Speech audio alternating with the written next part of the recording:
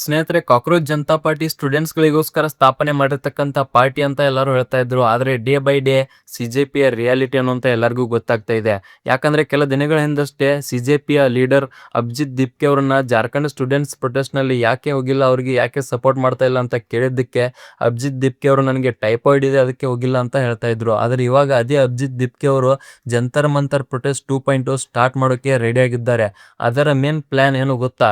ನರೇಂದ್ರ ಮೋದಿ ಅಥವಾ ಅಮಿತ್ ಶಾ ಅವರನ್ನ ರಾಜೀನಾಮೆ ಕೊಡಿಸೋದು. ಸೊ ಇದನ್ನೆಲ್ಲ ನೋಡ್ತಾ ಇದ್ರೆ ಸಿಜೆಪಿಯ ಪ್ಲಾನ್ಸ್ ಮತ್ತು ಗೋಲ್ಸ್ ಏನೋ ಬೇರೆನೆ ಕಾಣಿಸ್ತಾ ಇದೆ. ಅವರು ಸ್ಟೂಡೆಂಟ್ಸ್ ಗಳಿಗೋಸ್ಕರ ಅಲ್ಲ, ಬೇರೆ ಏನೋ ಪ್ಲಾನ್ಸ್ ಮಾಡಿ ಅದನ್ನ ಸಾಧಿಸೋದಕ್ಕೆ ಪ್ರೊಟೆಸ್ಟ್ ಮಾಡ್ತಾ ಇದ್ದಾರೆ ಅಂತ ಅನಿಸ್ತಾ ಇದೆ ಸ್ನೇಹಿತರೆ. ಯಾಕಂದ್ರೆ ಜಾರ್ಖಂಡ್ ನಲ್ಲಿ ಅಷ್ಟೆಲ್ಲ ಸ್ಟೂಡೆಂಟ್ಸ್ ಗಳು ಕಷ್ಟ ಪಡ್ತಾ ಇದ್ರು ಕೂಡ ಅವ್ರಿಗೆ ಸಿಜೆಪಿ ಅವರು ಒಂಚೂರು ಕೂಡ ಸಪೋರ್ಟ್ ಮಾಡ್ತಾ ಇಲ್ಲ. ಆದ್ರೆ ಅವರು ನರೇಂದ್ರ ಮೋದಿ ಮತ್ತು ಅಮಿತ್ ಶಾ ಅವರನ್ನ ರಾಜೀನಾಮೆ ಕೊಡಿಸೋಕೆ ಪ್ರಯತ್ನ ಮಾಡ್ತಾ ಇದ್ದಾರೆ. ಅಂದ್ರೆ ನೀವೇ ಥಿಂಕ್ ಮಾಡಿ ಸ್ನೇಹಿತರೆ, ಇವರು ಸ್ಟೂಡೆಂಟ್ಸ್ ಗಳಿಗೋಸ್ಕರ ಅಲ್ಲ, ಬಿಜೆಪಿ ವಿರುದ್ಧ, ದೇಶದ ವಿರುದ್ಧ ಕೆಲಸ ಮಾಡೋಕೆ ರೆಡಿ ಆಗಿದ್ದಾರೆ ಅಂತ ಕಾಣಿಸ್ತಾ ಇದೆ ಸ್ನೇಹಿತರೆ. ಸೊ ಇದನ್ನೆಲ್ಲ ನಾನು ಹೇಳ್ತಾ ಇಲ್ಲ ಸ್ನೇಹಿತರೆ, ಸಿಜೆಪಿ ಮೆಂಬರ್ಸ್ ಹೇಳ್ತಾ ಇದ್ದಾರೆ. ಈ ವಿಡಿಯೋನ ನೋಡಿ ನಿಮ್ಗೆ ಗೊತ್ತಾಗುತ್ತೆ. कहना चाहता हूँ जंतर मंतर का सीजन 2 बहुत ही जल्द शुरू होने जा रहा है.